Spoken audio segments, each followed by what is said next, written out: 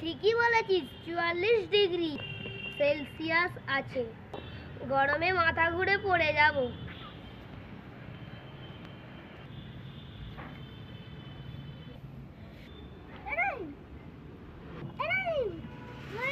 দাঁড়াই। ভাই ভাই ভাই, কি কি কি কি রহিম অজ্ঞান হয়ে যাচ্ছে, যা পানি নিয়ে আয়। তারা ভাই, ও যাচ্ছি। কিছুক্ষণ পর